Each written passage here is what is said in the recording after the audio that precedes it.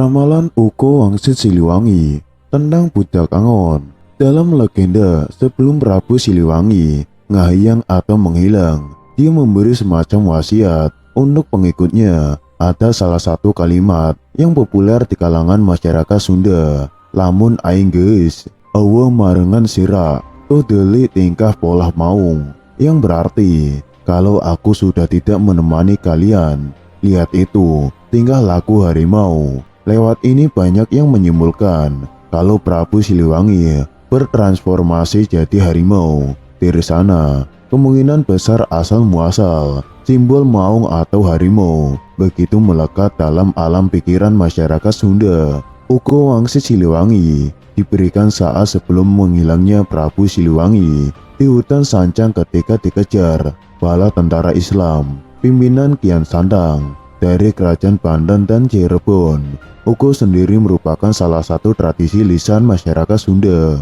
Di dalamnya berisi ramalan untuk generasi mendatang. Selain soal harimau tadi, Uko Wangsit Siliwangi juga membuat beragam petua, ditambah spekulasi mesianistik khas dari nenek moyang. Perjalanan kita hanya sampai di sini hari ini. Meski kalian semua setia padaku, tapi aku tidak boleh membawa kalian dalam masalah ini, membuat hidup kalian nelangsa, ikut merasakan melarat dan lapar. Kalian harus memilih untuk kehidupan ke depan nanti, agar besok lusa kalian hidup senang sejahtera dan bisa mendirikan lagi Pajajaran. Bukan Pajajaran saat ini, tapi Pajajaran yang baru, yang berdiri oleh perjalanan waktu. Pilih, aku tidak akan melarang, sebab untukku tidak pantas jadi raja yang rakyatnya lapar dan miskin. Dengarkan, yang ingin tetap ikut denganku, cepat memisahkan diri ke selatan. Yang ingin kembali lagi ke kota yang ditinggalkan, cepat memisahkan diri ke utara. Yang ingin berbakti kepada raja yang sedang berkuasa, cepat memisahkan diri ke timur. Yang tidak ingin ikut siapa-siapa, cepat memisahkan diri ke barat. Dengarkan, kalian yang di timur harus tahu, kekuasaan akan turut dengan kalian dan keturunan kalian nanti yang akan memerintahkan saudara kalian sendiri dan orang lain. Tapi kalian harus ingat, nanti mereka akan memerintah dengan semena-mena. Akan ada pembalasan untuk semua itu. Silahkan pergi. Kalian yang di sebelah barat, carilah oleh kalian Ki Santang, sebab nanti keturunan kalian yang akan mengingatkan saudara kalian dan orang lain ke saudara sedaerah, ke saudara yang datang sependirian, dan semua yang baik hatinya. Suatu saat nanti, apabila tengah malam dari Gunung Halimun terdengar suara minta tolong, nah itu adalah tandanya semua keturunan kalian dipanggil oleh yang mau menikah di Lebak Cawene. Jangan sampai berlebihan, sebab nanti telaga akan banjir.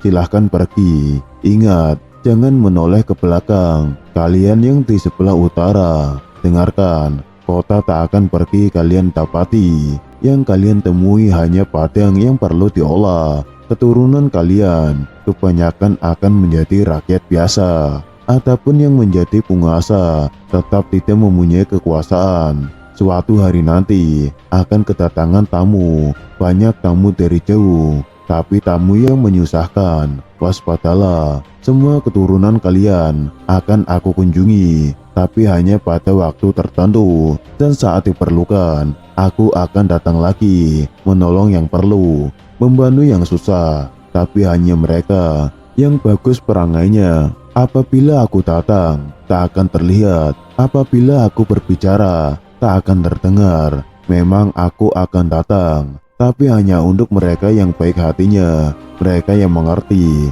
dan satu tujuan, yang mengerti tentang harum sejati, juga mempunyai jalan pikiran yang lurus dan bagus tingkah lakunya. Ketika aku datang, tidak akan berubah dan bersuara, tapi memberi diri dengan wewangian. Semenjak hari ini, Pajajaran hilang dari alam nyata, hilang kotanya, hilang negaranya. Pajajaran tidak akan meninggalkan jejak selain nama untuk mereka yang berusaha menelusuri, sebab bukti yang ada akan banyak yang menolak. Tapi suatu saat akan ada yang mencoba supaya yang hilang bisa ditemukan kembali. Siapa saja hanya menelusurinya harus memakai dasar, tapi yang menelusurinya banyak yang sok pintar dan sombong dan bahkan berlebihan kalau bicara. Suatu saat nanti akan banyak hal yang ditemui sebagian sebab terlanjur dilarang oleh pemimpin pengganti.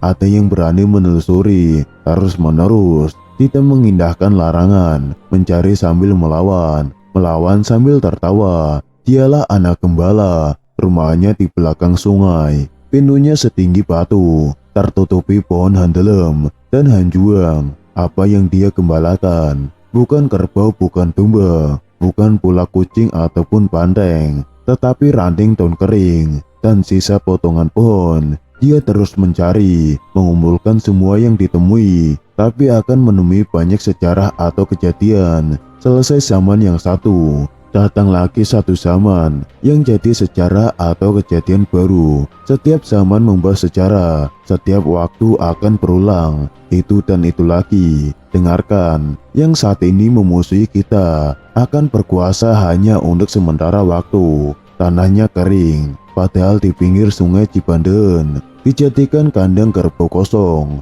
Nah, disitulah sebuah negara akan pecah oleh kerbau bule yang digembalakan oleh orang yang tinggi dan memerintah di pusat kota. Semenjak itu, raja-raja dibelenggu, kerbau bule memegang kendali, dan keturunan kita hanya jadi orang suruhan. Tapi kendali itu tak terasa sebab semuanya serba dipenuhi dan murah serta banyak pilihan. Semenjak itu, pekerjaan dikuasai monyet. Suatu saat nanti, keturunan kita akan ada yang sadar, tapi sadar seperti terbangun dari mimpi. Dari yang hilang dulu semakin banyak yang terbongkar, tapi banyak yang tertukar secaranya, banyak yang dicuri, bahkan dijual. Keturunan kita banyak yang tidak tahu bahwa zaman sudah berganti. Pada saat itu, geger di seluruh negara. Pintu dihancurkan oleh mereka, para pemimpinnya, tapi memimpin yang salah arah,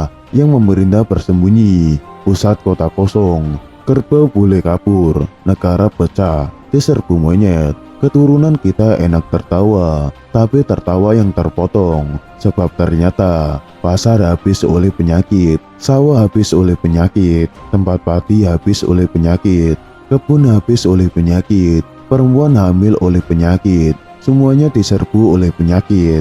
Keturunan kita takut oleh segala yang berbau penyakit. Semua alat digunakan untuk menyembuhkan penyakit, sebab sudah semakin parah. Yang mengerjakannya masih bangsa sendiri. Banyak yang mati kelaparan. Semenjak itu, keturunan kita banyak yang berharap bisa bercocok tanam sambil sok tahu membuka lahan. Mereka tidak sadar bahwa zaman sudah berganti cerita lagi. Layup sayup-sayup dari ujung laut utara terdengar gemuruh. Burung meneteskan telur, riuh seluruh bumi. Sementara di sini ramai oleh perang, saling menindas antar sesama. Penyakit bermunculan di sana-sini. Lalu keturunan kita mengamuk tanpa aturan. Banyak yang mati tanpa dosa. Jelas-jelas musuh dijadikan teman, yang jelas-jelas teman dijadikan musuh. Mendadak banyak pemimpin dengan caranya sendiri. Yang bingung semakin bingung. Banyak anak kecil sudah menjadi bapak, yang mengamuk tambah berkuasa, mengamuk tanpa pandang bulu. Yang putih dihancurkan, yang hitam diusir. Kepulauan ini semakin kacau, sebab banyak yang mengamuk. Tidak beda dengan tawon, hanya karena dirusak sarangnya. Seluruh nusa dihancurkan dan dikejar. Tetapi ada yang menghentikan. Yang menghentikan adalah orang seberang. Lalu berdiri lagi penguasa yang berasal dari orang biasa, tapi memang keturunan penguasa dahulu kala, dan ibunya adalah seorang putri Pulau Dewata. Karena jelas keturunan penguasa baru sudah dianiaya. Semenjak itu berganti lagi zaman. Ganti zaman, ganti cerita. Kapan? Tidak lama setelah bulan muncul di siang hari, disusul oleh lewatnya komet yang terang benderang. Di bekas negara kita berdiri lagi sebuah negara, negara di dalam negara. dan pemimpinnya bukan keturunan Pajajaran.